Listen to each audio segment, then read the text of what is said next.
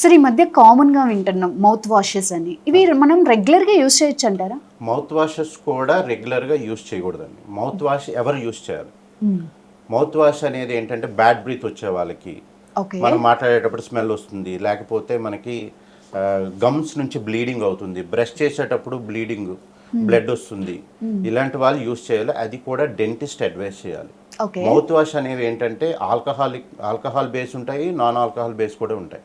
వీటిలో వాడే కెమికల్స్ కానీ ఇవన్నీ కూడా మనకి అంటే ఎలా అంటే మనకి ఫ్లోరైడ్ కంటెంట్ ఉంటాయి దాంట్లో. ఓకే.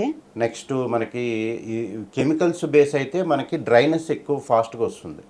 అంటే మౌత్ అది ఎండిపోయినట్టు అంటే ఆరిపోయినట్టు ఉండడం, ఓకే. డ్రైనెస్ వస్తుంది. నెక్స్ట్ స్టెయిన్స్ కూడా ఫామ్ అవుతాయి టూత్ పైన. త్వరగా క్యావిటీస్ కూడా మీకు అంటే కేరీస్ అనేది ఎక్కువ త్వరగా ఎఫెక్ట్ అవుతుంది. ఓకే. మరీ ఎక్కువ హైజీనిక్ ఉండకూడదు. డెంటిస్ట్ అడ్వైస్ చేసిన వాళ్ళు, బ్లీడింగ్ ఉండే వాళ్ళు మాత్రమే మౌత్ వాష్ యూస్ చేయాలి. మౌత్ వాష్లో యూజ్ చేసే కెమికల్స్ అన్నీ కూడా సైడ్ ఎఫెక్ట్స్ ఎక్కువ ఇస్తాయి. ఓకే. కాబట్టి రెగ్యులర్గా యూజ్ చేయకూడదు. డెంటిస్ట్ అడ్వైజబుల్, అది కూడా 2 వీక్స్ మాత్రమే యూజ్ చేయాలి. Okay. Side effects in the sense మేజర్‌గా ఏముండొచ్చు?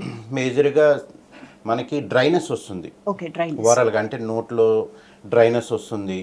నెక్స్ట్ ఏంటంటే మనకి స్టెయిన్స్ ఫామ్ అయిపోతాయి ఫాస్ట్గా. టీత్ పైన స్టెయిన్స్ ఫామ్ అవుతాయి. టాటర్ అంటాం, అంటే ప్లాక్, అంటే మనకి గార పట్టిందంటారు. ఓకే. త్వరగా కేరీస్ కూడా ఎఫెక్ట్ అవుతుంది త్వరగా.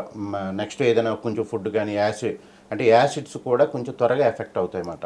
ఓకే. అందుకని మౌత్ వాషెస్ కూడా మనం రెగ్యులర్గా యూస్ చేయకూడదు. ఓకే. అది డెంటిస్ట్ అడ్వైజ్ మీద తీసుకోవాలి. షూర్. యెస్.